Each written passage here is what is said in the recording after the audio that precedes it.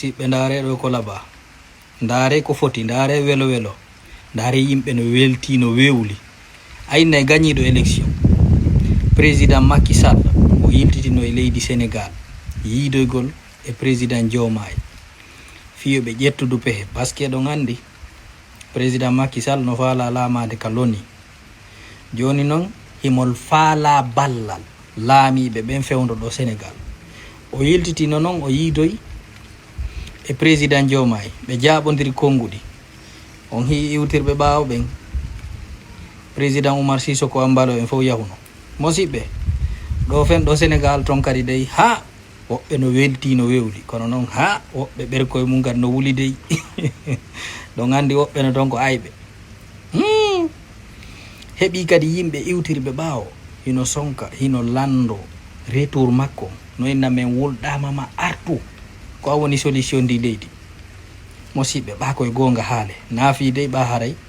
ko affaire siɗɗankaku ko neɗɗo an mo kala ko momum on ɓurani ɗum naafi ɗum tun ko wallahi sénégalais ɓen fof no andi ko o woni gaynowo haaju. Wallahi ɓe andi ko o gaynata. Ndaare yimɓe ko yitiri ɓaawo, ndaare welo welo, ndaare gardiji, ndaare mosiɓɓe ko ɗum sa laamike leydi a laamori no haniri noon a fonni jama on a golli ñande artuɗa o kay ko tooli ɓeynatama. Hande ala teddungal ngal président Macky ala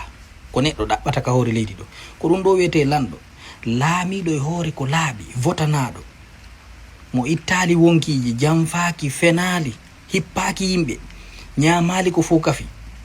ari golli kadi ha Sénégal fof hay ayɓe ɓen immi dari qirriti wi o golli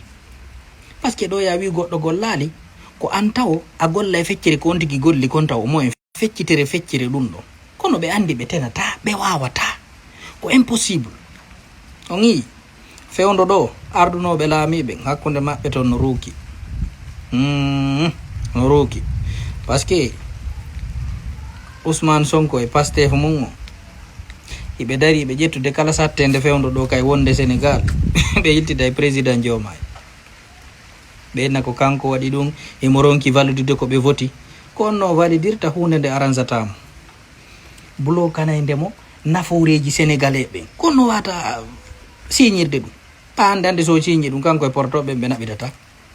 te sa yimɓe no sonka ɗo o panafricain noon ko ɓuratanmi keɗude kon fof sa ɓe wulla ɗo ɓe sonka ɓe haalata hay haala maɓɓe hay ɗengal maɓɓe ngal ɓe ɓowrina an ko onno wonirta panafricain jo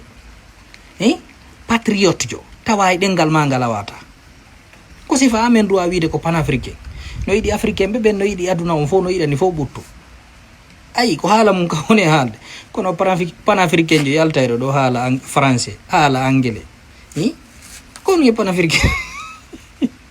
miɗo kay Burkina min no ɓandi oggo kaka ngo joliri o ko ɗon tundi bugol ɓeyni wande kadi wo yahugol goɗɗo janggoya ɓe jonnata goto bourse wo ko woni retardinde Burkina o ko wonɓe janngude diina min hewa toon kadi ruuki ye tawi joni français on kadi ko woni diplômé Burkina kon fo hay goto ronge joni ko wonɓe janggoyde Saudi to kay arta bo salaire ko ɓe woni jiiɓude Burkina mosiɓɓe ka aduna ɗo a wata laamade bulo kana fof ko ɓe heɓa ɓe naɓita hay Saudi ɗo on hii woɓe mari diina wo kono yiɓe goldude Amérique ko toon ɓe investisirta dow lagine Saudi 1000 milliards ɗi ɓe investisi Amérique ɗi hakkude maɓɓe lagine kay ɓe investisa 1000 milliards ma 2000 milliards par ce que ko innamal mu'minuna ko iko iɓe waɗa ɗum Saudi no ƴetta milliard ji mum ɗi investisata hakkude mum e Amérique ma Qatar ma Kuwait ɓelle kay ko julɓe mosiɓɓe leydi fewndo ɗo ni hay nde mo jobere kamen wonɗo union européen gon ɗo kamɓe tigi ɓe moltade ya soodoya gaz e jungo Russie andi toon noon sanction ji ko ɓe waɗani ɓe kono ɓe sodde jungo maɓɓe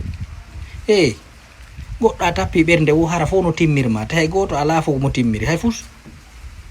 tentini noon africain janggata haala mum windata haala mum anda tariga mum l'école ji mum fof si jangga e ɗo wiye ha oɗo civilisé o fini ko so jangi histoire porte livre ji ɗi yimɓe windi tawata e hurgo si ɓe yahi ɓe naɓorta satalde ko ɗin jangata mantora inna an ko a panafricain